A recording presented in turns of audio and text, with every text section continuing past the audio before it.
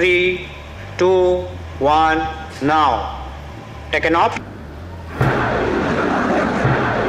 The biggest security threat to Pakistan. Bharat की तरफ से अपना खुद का S-400 कैटेगरी का एयर डिफेंस सिस्टम प्रोजेक्ट कुशा के तहत टेस्ट किया गया है और ये टेस्ट सक्सेसफुल हुआ है। Long range surface to air missile Kusha का बहुत इंपॉर्टेंट रोल है।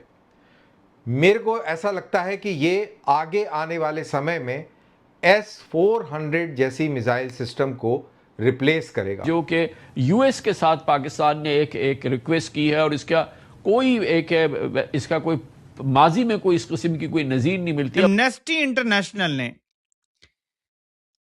रिपोर्ट जारी की है और ये रिपोर्ट डायरेक्टली मीर जाफर को जंगी जराइम का मुर्तकिब करार देने के करीब करीब आती है। अब हौसियों की बाबुल मंदब की बंदिश की सूरत में पाकिस्तान के समुद्री तिजारती रास्ते भी खतरे में हैं। पाकिस्तान की यूरोप और अमेरिका के साथ होने वाली तिजारत इसी रास्ते से होती है। आबने हुर्मुज के बाद से सऊदी अरब से आने वाला तेल भी यहीं से गुजरकर कराची पहुंचता है। कि जो अफगानिस्तान में इन्होंने निशाना बनाया था एक रिहेबिलिटेशन एंड ट्रीटमेंट सेंटर को, वहां पे किसी किस्म के हथियार या म्यूनिशन मौजूद था। हमें इसके कोई सबूत नहीं मिले। के गिने चुने देशों के पास ही ऐसी लंबी दूरी की सतह से हवा में मार करने वाली मिसाइल प्रणाली है। तो इसका इंप्लीकेशन बहुत स्ट्रेटेजिक होगा, क्योंकि दुश्मन अपने स्ट्रेटेजिक हथियारों का इस्तेमाल नहीं कर पाएगा, क्योंकि उसको हवा में ही उड़ा दिया जाएगा। नमस्ते दोस्तों, जय हिंद।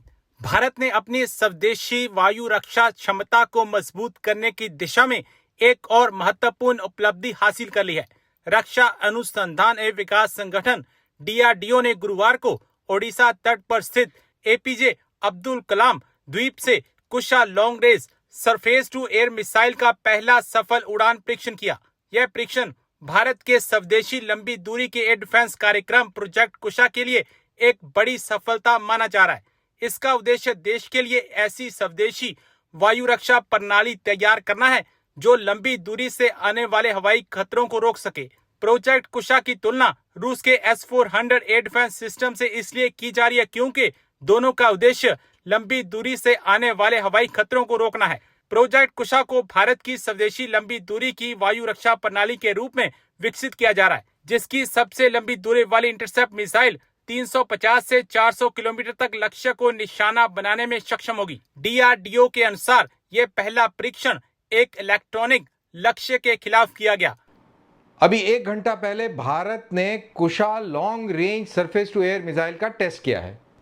ये एक प्रदर्शनी के अंदर कुशा लॉन्ग रेंज मिसाइल का एक मॉडल ये दिखाया जा रहा है, तो मेरे को लगा कि इसकी फोटो लगा लेते हैं और इसके ऊपर बात करते हैं। अब भारत चाह रहा है कि फॉरेन डिपेंडेंसी ना रहे, क्योंकि आपने देखा है कि किस तरीके से पूरी दुनिया के अंदर ड्रोन्स और मिसाइल से हमले किए जा रहे हैं और उनको काउंटर करना बहुत मुश्किल हो गया है। और अगर आप फॉरेन कंट्री पर डिपेंडेंट रहेंगे तो कभी भी आपकी सप्लाई लाइन बंद हो सकती है, कभी भी वो देश आपसे नाराज़ हो सकता है अगर आपने उसके साथ उसके हितों के हिसाब से ना खेला तो इसी के ऊपर बात करेंगे। मैं हूं कर्नल दानवीर, आप देख रहे हैं मेरा YouTube channel by the same name दानवीर सिंह। तो जैसा मैंने बोला कि अगर आप फॉरेन कंट्री पर डिपेंडेंट रहेंगे और अगर आपने उसकी तरह गेम ना खेला तो वो सप्लाई रोक देगा। पूरी मिसाइल की टेक्नोलॉजी भी आपको दे देगा कि ठीक है बनाओ, लेकिन बहुत क्रिटिकल टेक्नोलॉजी जैसे सीकर हैं या कोई एक खास किस्म का कोई रेडार है वो आपको नहीं देगा, तो उस पर आप डिपेंडेंट रहेंगे। I am just giving you an example. तो ऐसी स्थिति ना हो, भारत ने एयर डिफेंस को बहुत सीरियसली ले लिया है और भारत अब सुदर्शन चक्र के तहत ये पूरा अपना एयर डिफेंस सिस्टम चुस्त और दुरुस्त कर रहा है, चाक चौबंद कर रहा है। और उसके अंदर long range surface to air missile Kusha का बहुत इंपॉर्टेंट रोल है।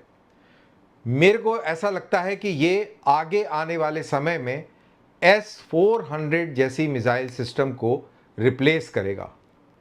इसके डिटेल्स बहुत सारे अभी पब्लिक में नहीं हैं, अंदाजन और कयास लगाए जा रहे हैं, ऐसा हो सकता है वैसा हो सकता है, लेकिन ऑफिशियली अभी कोई इस तरीके की डिटेलिंग नहीं है और होनी भी नहीं चाहिए। और जो भी डिटेल बाहर लीक भी हुई है वो भी हमेशा इनएक्यूरेट रहती है। तो कभी भी एग्जैक्ट डिटेल आपको किसी भी वेपन सिस्टम की नहीं मिलेगी, स्पेशली वो वेपन सिस्टम जिसका इम्प्लीकेशन बहुत ही स्ट्रेटेजिक होगा।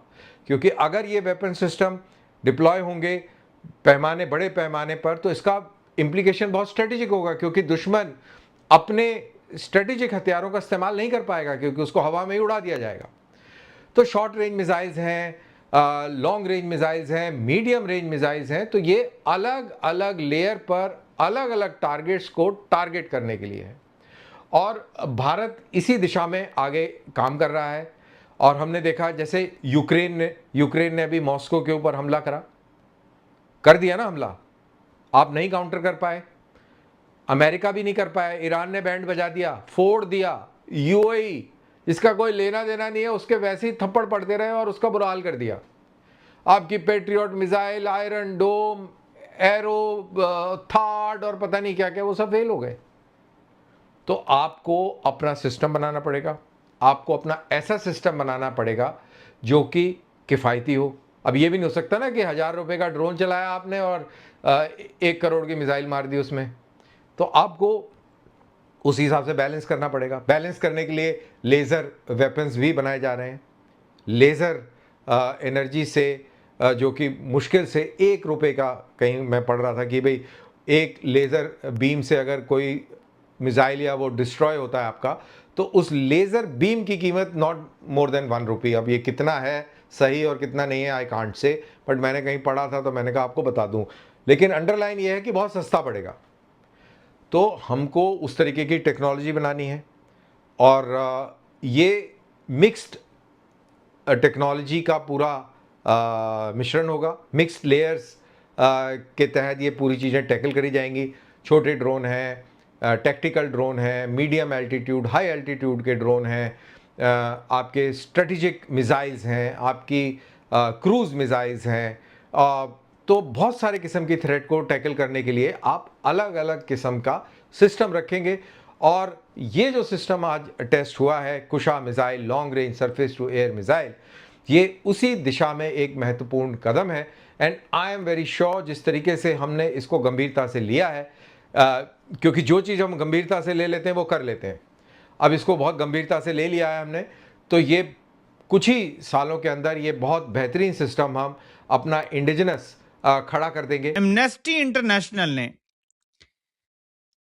रिपोर्ट जारी की है और ये रिपोर्ट डायरेक्टली मीर जाफर को जंगी जराइम का मुर्तकिब करार देने के करीब करीब आती है। वो लिखते हैं कि एमनेस्टी इंटरनेशनल को कोई सबूत नहीं मिले कि पाकिस्तानी फौज ने जो दावा किया था कि जो अफगानिस्तान में इन्होंने निशाना बनाया था एक रिहैबिलिटेशन एंड ट्रीटमेंट सेंटर को, वहां पे किसी किस्म के हथियार या म्यूनिशन मौजूद था, हमें इसके कोई सबूत नहीं मिले।